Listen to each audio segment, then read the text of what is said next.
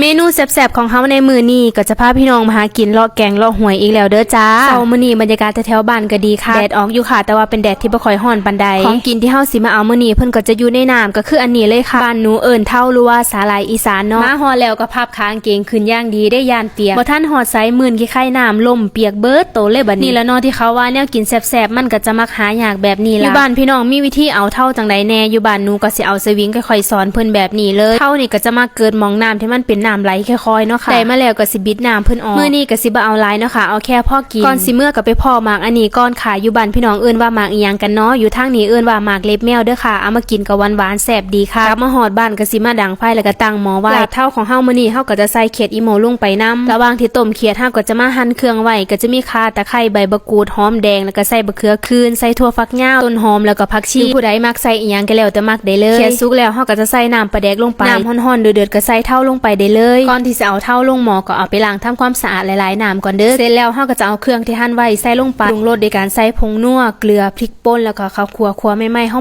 มๆเสร็จแล้วก็คนส่วนผสมทุกอย่างให้เข้ากันก็สิได้ลาบเท่าแซ่บๆแบบนี้เลยมาเด้อค่ะมื้อนี้มากินลาบเท่าใส่เขียดอีโมแซ่บๆนำกันจ้า